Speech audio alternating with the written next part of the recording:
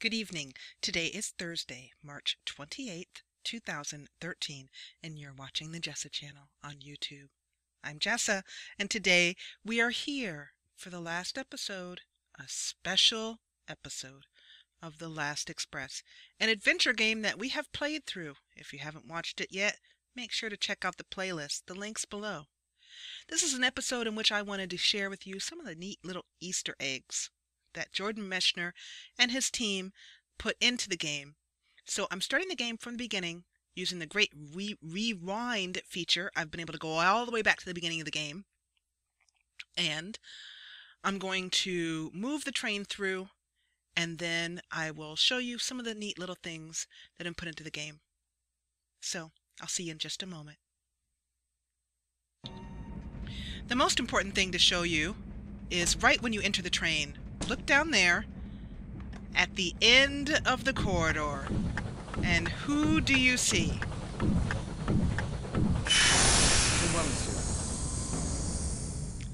Now we'll move on to finding Tyler's body, but you wonder why Anna Schmidt was coming out of our compartment, and that's something that if you dawdle at the end of the train, you know, when you first jump onto the train, you'll miss that. So I did make sure to get that in there in the first episode, and I hinted to it a couple of times in the subsequent episodes, but I really wanted to show you that in this little Easter egg, you know, how thorough they were in showing every little movement that was on the train.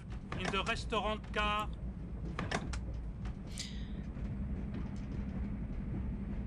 Premier service. Le dîner est servi dans le wagon-restaurant.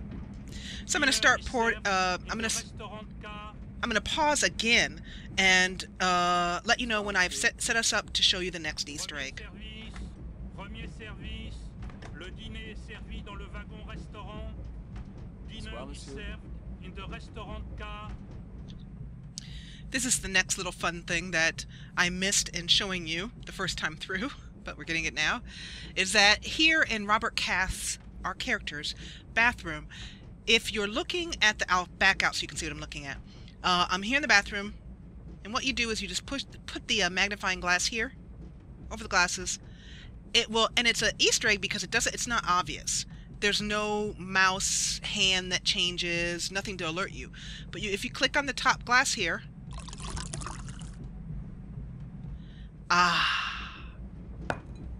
refreshing. It's really fun. I don't know of any other Let's Play that if there is one out there, let me know, that has shown you all of the Easter eggs that there is in the game that I know of. So it's really fun to show you some of these. And also, while we're here, I have taken Tyler's body. I'm going to just scroll around this way. Unfortunately, we can't really see it too well from this vantage point. There, what I wanted to show you was, boy, he must be heavy, was the marks on Tyler's face.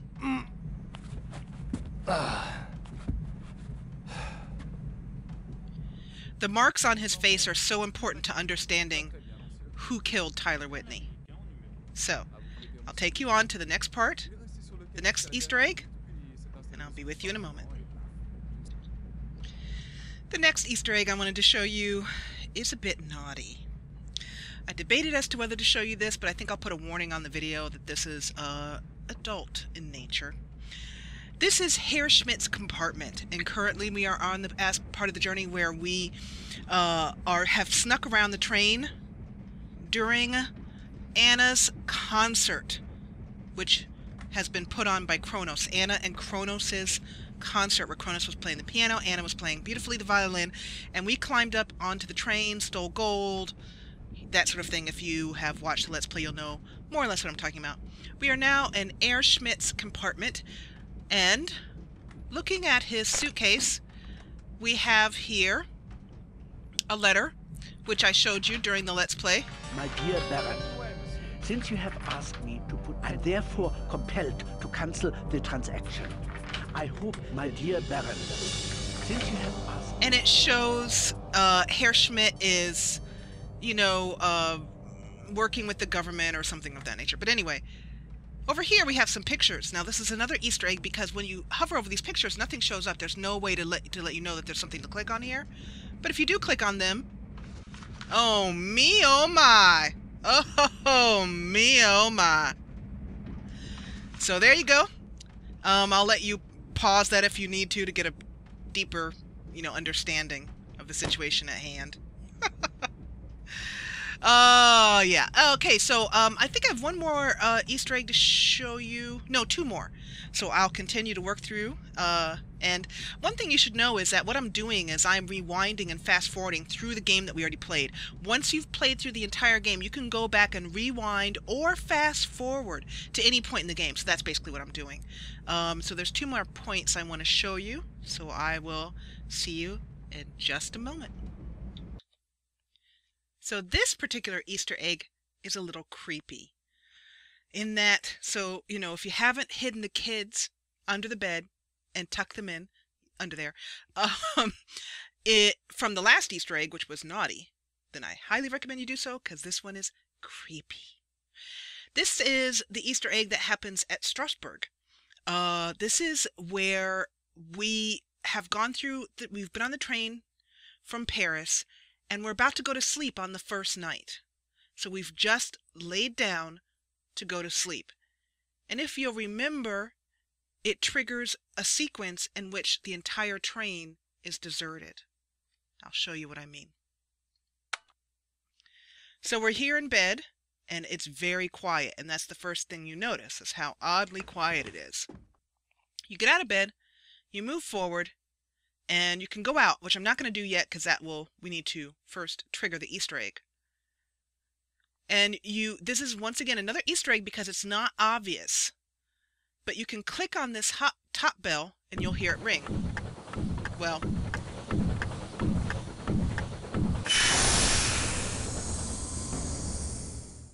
as soon as that train noise stops, you'll hear it ring. 1. Let me click on it again. 1, 2, 3. You have to click on it 3 times. And you go out here, and there's our conductor, which he isn't there in the normal game. And then, oh my God! Did you see that? Ah! Look at it! Oh, there it is again! Ooh! Ew! Ew! Ew! So somebody has a little sick sense of humor on the team. And he'll just do that. This is, I think... Wait, yeah, that's as close as you can get to him, really. It'll keep going back. But yeah, there you go. I'll let you see it one more time so you can be thoroughly creeped out. Hide the kids! Hide the kids! And if that isn't bad enough, you go back in here and trigger the endgame, non-Easter egg, creepy death scene sequence.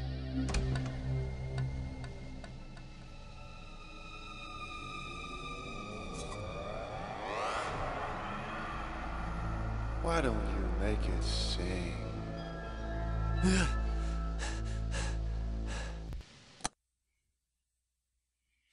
And there you have it. And so I wanted to make note of that dream sequence is also a huge clue, of course. Tyler Whitney is telling you how he died. Even though I've already, everybody's already seen the Let's Play. Hopefully you have. I'm doing this after the ending has already come out. I still don't feel good about saying it in here, but there's just, the clue is there. And, he says, why don't you make it sing? And then an egg. So I'll leave you to make your own conclusions with that. Let's move on to the last Easter egg. The last Easter egg that I wanted to show you in The Last Express is a fun one because it's personal to the developer himself, Jordan Mechner. He's not, of course, the only person on the team. There were a lot of great and fantastic people who worked on The Last Express, and I thank every single one of them. But this one particularly pertains to Jordan Mechner himself. I'm going to have to do this quickly because I don't want the conductor to catch us. You need to go back to the conductor's office, where he sits guarding the baggage claim. And this can be done at numerous points during the game. Any time that he is out walking the train to announce a stop, you can go on back there. particularly from Strasbourg on. The game, in the early part of the game, will stop you from going behind the red curtain in the dining car to get back there. But if you've watched the Let's Play, you've seen me back in the baggage reclaim. And at the later aspects of the game, Vienna, Budapest, onwards, you spend a great deal of time back there in the conductor's area. So what you need to do is click on the conductor's papers, and I'll show you the Easter egg right now. Here we are looking at the conductor's papers. You go to the last page, the very last page, and you click on this very small little A here, right next to the word guides. And there you have it. Jordan Mechner, the creator of The Last Express, The Prince of Persia, and a lot of other amazing games. And so, there's your last Easter egg for The Last Express. At this point, I'm going to put up the making of to finish off this video, and I'm going to also take the time once again to thank you so much for watching. This was the first complete Let's Play I've done from beginning to end. I have a couple of long plays, which if you're unfamiliar with my channel, is Skyrim and The Sims 2 at this point, that don't really end, but this one is all done. Oh, boo-hoo.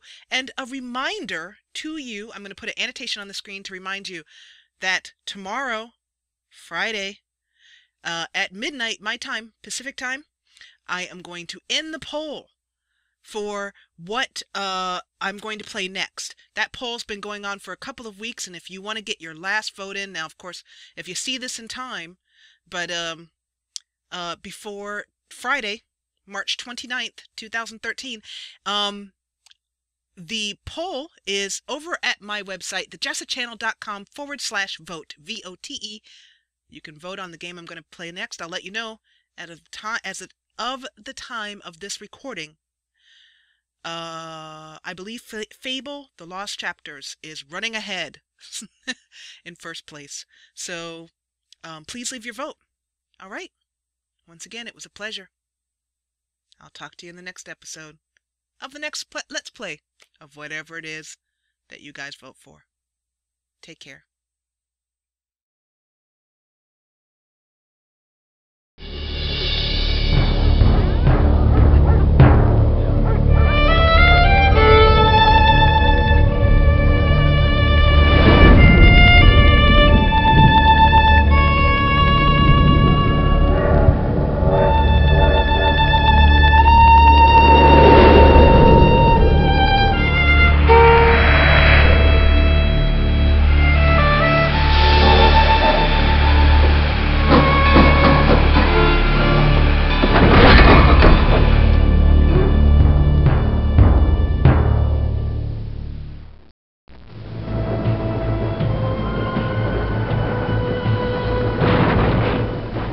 We wanted this to be an exciting, romantic, adventurous, nostalgic spy story. I think The Last Express really has the potential to get people to see what multimedia is in a way that they haven't seen before. Well, Train on the Way is the perfect setting for a computer game because it's an enclosed space. It's something that you can represent the 7 cars of the train, with great detail. And within that closed space, you can give the player great freedom to maneuver. If you want to see the way the Orient Express was at the height of its period, when it got its name as being the cultural icon that it is, you can look at our game and say, this is a pretty good guess. It's a really intriguing storyline that lends itself to being romantic and mysterious and moody and beautiful. What we had to do is rethink the way you would make a game, because suddenly the scale is so much larger.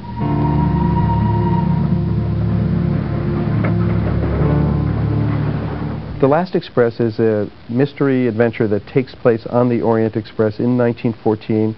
Europe is literally on the eve of World War I. And you play a character, Robert Cath, who has been called to the train and arrives late. Certain things have happened before you've even made it to the train that are going to affect the rest of your voyage. The characters on the train represent many of the forces that brought about World War I. You have a German industrialist, you have a British spy, you have a young Russian anarchist, you have the remnants of the old power of the Tsar and his young and innocent granddaughter. The story itself is the puzzle.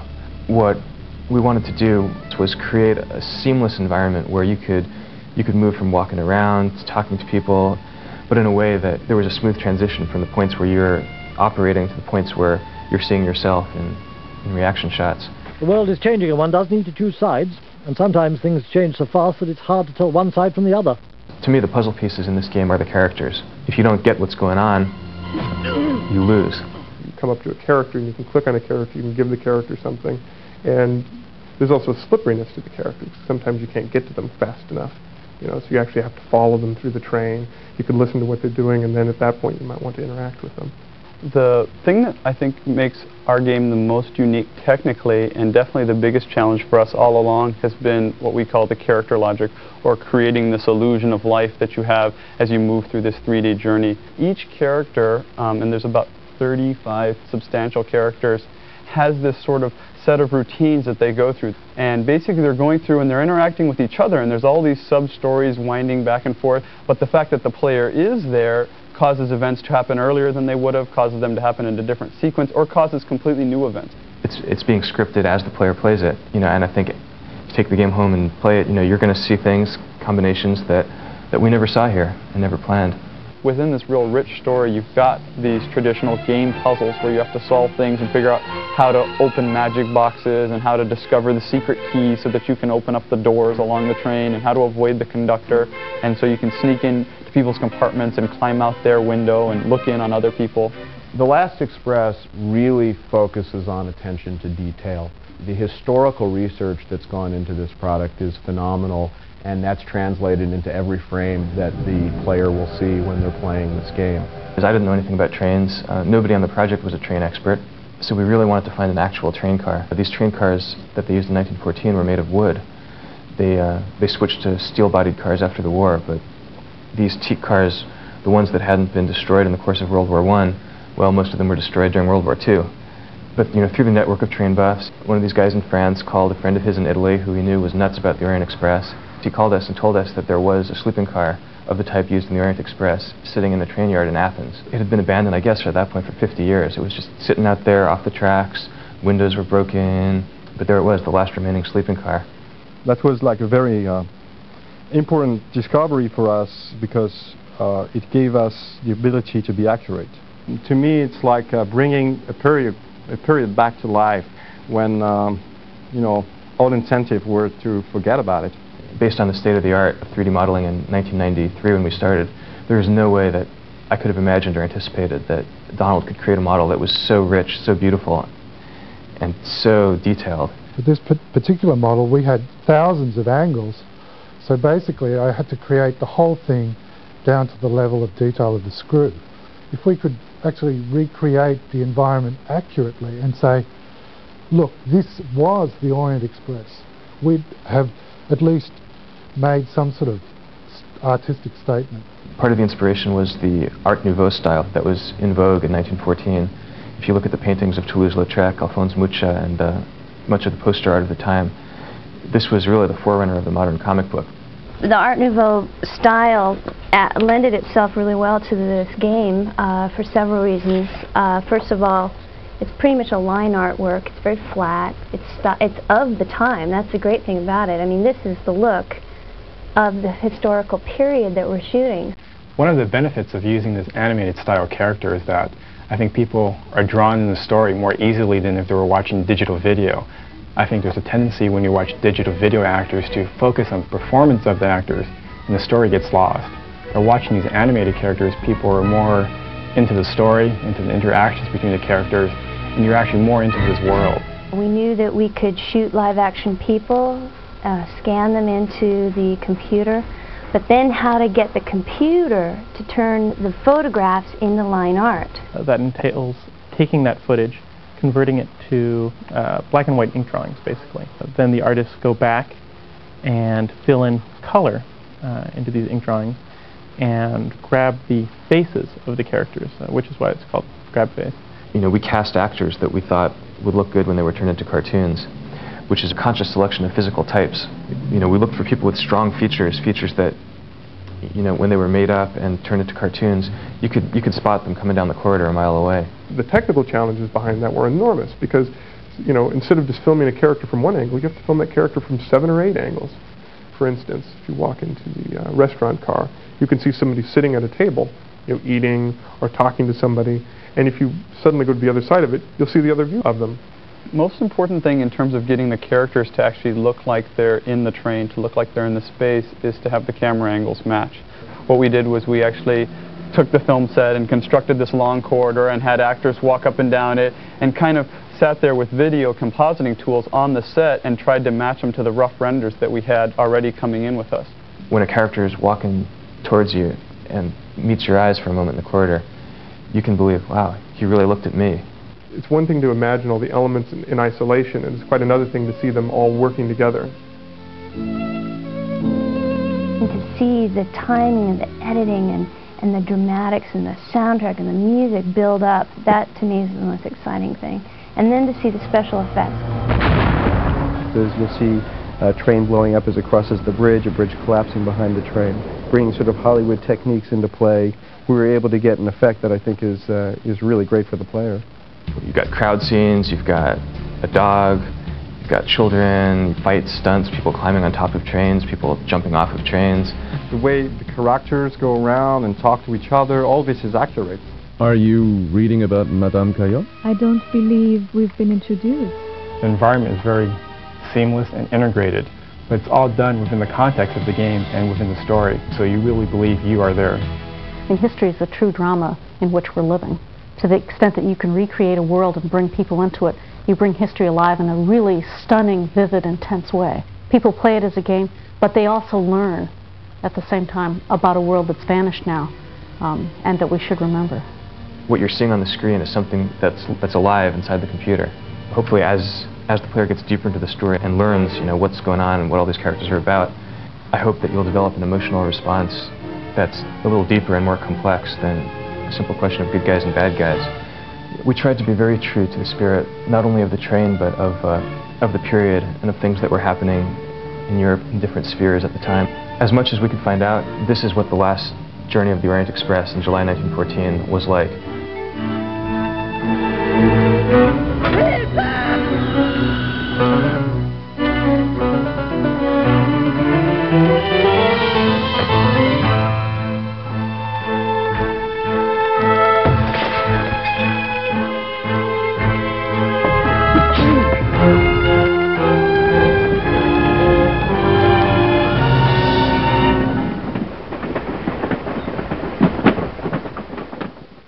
Get every new Jessa Channel video right in your email inbox. Subscribe, then from your YouTube homepage, click Manage Subscriptions, then check Email with new uploads.